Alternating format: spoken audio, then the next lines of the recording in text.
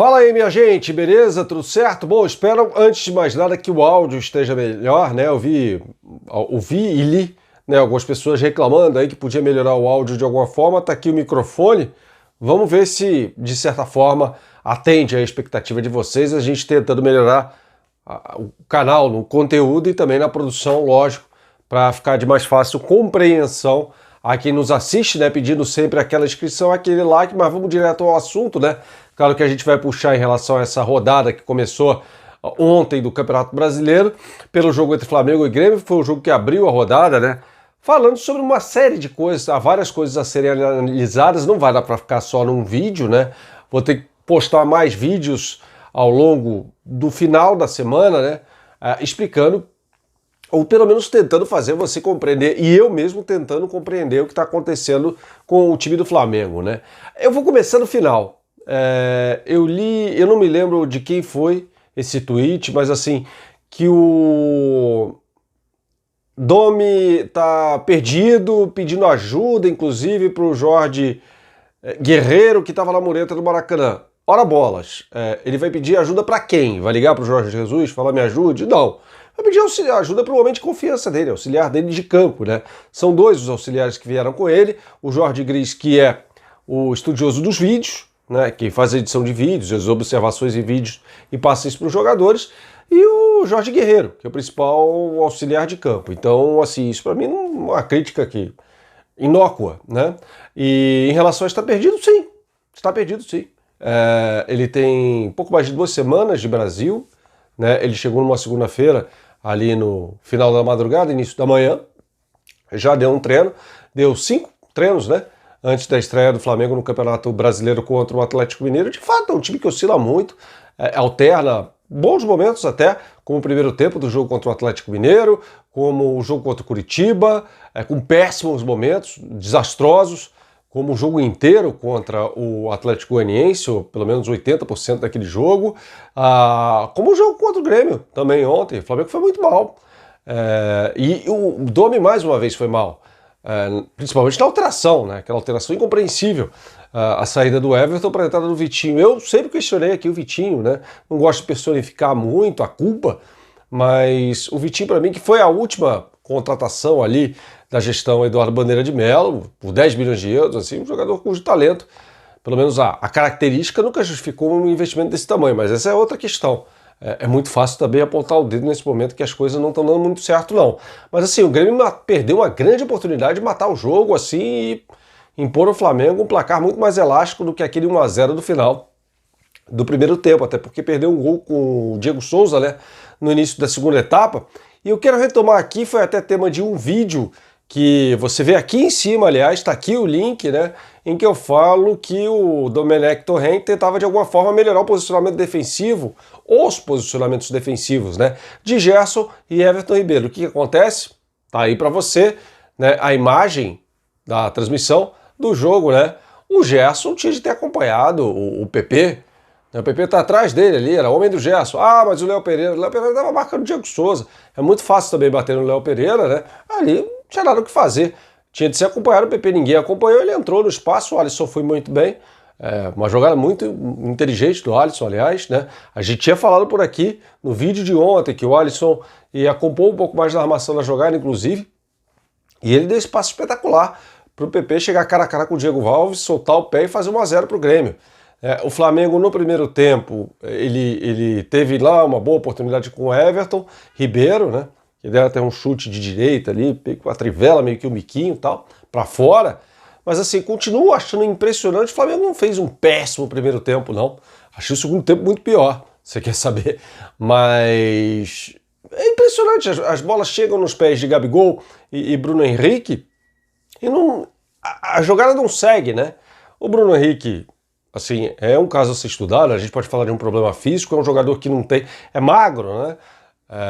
Então ali, qualquer perda, o ganho de massa muscular é facilmente perceptível, isso claramente eu não sou fisiologista, mas tem um impacto no corpo dele, no rendimento por consequência também, mas é um jogador que está muito abaixo daquilo que a gente viu, né, quando foi o principal atacante do continente na temporada 2019.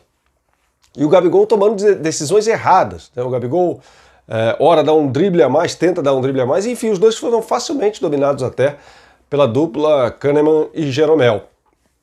Então esse foi um problema evidente, mais uma vez, né? Dupla de ataque do Flamengo muito mal na partida, muito mal na partida, e você viu ao longo do jogo, né? Principalmente no segundo tempo, né? Os jogadores ali, o Felipe Luiz orientando o posicionamento da defesa na saída de bola, o Arrascaeta pelo lado direito também orientando ali, né? Entrou o René no lugar do machucado João Lucas, né? No segundo tempo, e assim era óbvio que ele ia sempre cortar para o meio, porque canhoto, para fazer o cruzamento. O cruzamento mais fácil de ser rechaçado pela defesa, né? O Flamengo deu 11 cruzamentos em toda a partida, teve um índice de acerto inferior a 20%. A gente vai fazer mais um vídeo sobre isso, cruzamentos e bolas longas, tudo aquilo que o Domenech Torrent, pelo menos, não gosta, né? E acredito que não queira também. Mas voltando aqui, a substituição, saída do Everton Ribeiro errada, na minha opinião, para a entrada do Vitinho, né? O Vitinho pelo menos tentou uns chutes ali, mas o Flamengo pressionou de forma muito desordenada no segundo tempo, né? E protagonizou mais uma vez, né? Erros individuais graves, um distanciamento muito grande entre os setores do campo, né? O Grêmio, se não tivesse tirado o pé, olha, teria conseguido um resultado, como eu disse, muito mais amplo. E aí a jogada, né? Aquela jogada que expõe claramente as limitações dos jogadores, né? O Rodrigo Caio, que é bom jogador, é um zagueiro técnico, inclusive, de certa forma, é o que eu sempre falo, né? Técnico bom tira o melhor dos jogadores, e esconde algumas das limitações dos jogadores também, né? E aí algumas limitações ficam expostas, né? O Rodrigo Caio está muito exposto, foi muito exposto naquele jogo desastroso contra o Atlético Goianiense quando jogou de lateral direito, e foi exposto ontem, né? Naquela jogada do Isaac, você vê algumas imagens da jogada, né? Lamentável, né? Ele errou 2 vezes no mesmo lance, né? Mas, como eu disse, o Flamengo continuou pressionando de forma desordenada, houve um pênalti claríssimo, né? O Rafael Trace foi consultar o VAR e marcou o pênalti de forma clara, para mim não tem segredo. O Kahneman mete a mão na bola, sim, abre o braço ali deliberadamente para mudar a trajetória da bola. Houve uma grita muito grande dos jogadores do Grêmio, para mim de forma incompreensível até. O Gabigol fez o gol, acabou com o jejum dele de 7 jogos, né? Mas assim, coisa bem insossa, né? O Flamengo não jogou bem, assim, acho que o resultado de 1-1 dentro das circunstâncias, pelo que o Flamengo não jogou, é um resultado até que se fala, pô, sai no lucro aqui, né?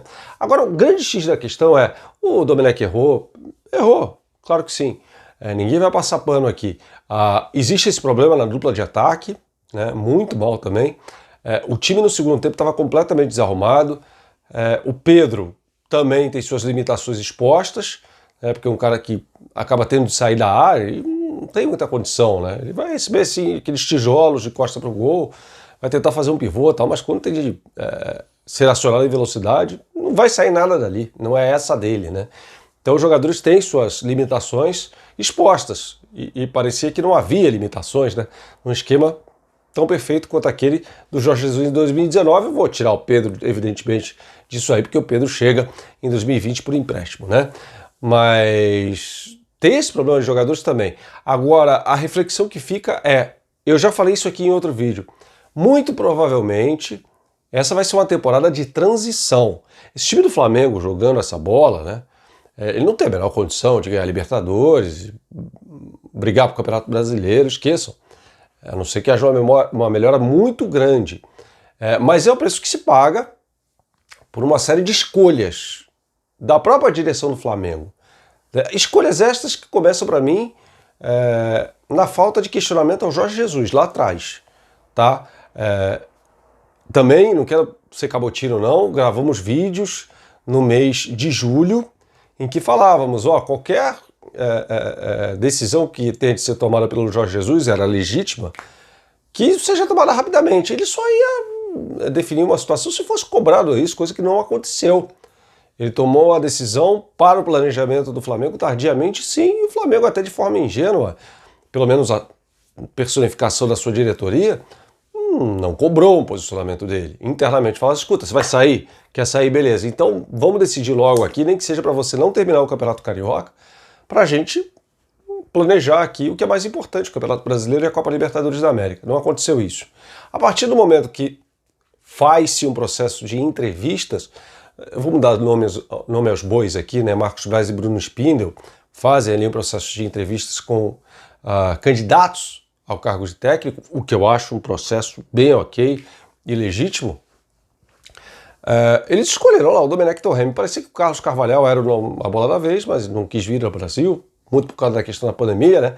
Aceitou a proposta do Braga, que também a gente tinha falado por aqui, mas a partir do momento que escolheu o Domenech Torrent, vai ser uma baita de uma sacanagem mandá-lo embora eventualmente aí no início de trabalho, ou pelo menos com menos de 3 meses de trabalho, que foi o tempo que não tiveram Gareca, Passarella e Paulo Bento. A gente falou sobre isso aqui em outros vídeos também. Então esqueçam, gente, não tem de mandar embora, nada disso. Foi uma escolha que foi feita e o Flamengo, por até uma questão de convicção e coerência, tem que se manter fiel a essa escolha e dar o tempo necessário a isso. Guardiola, certa vez, definiu a questão do jogo posicional como quase que um idioma. Como é que você ensina um idioma para adultos, não é para crianças? Porque crianças assimilam mais rapidamente, né? Assim, que eles assimilem isso tão rapidamente assim. E, sabe, ele vai estar perdido sim. Ele está chegando num país novo, com jogadores novos, claramente não conhece bem aquilo que seus jogadores podem render, os pontos fracos desses caras também. Vamos ter calma, gente. Tem que ter calma, não vai vencer sempre, né?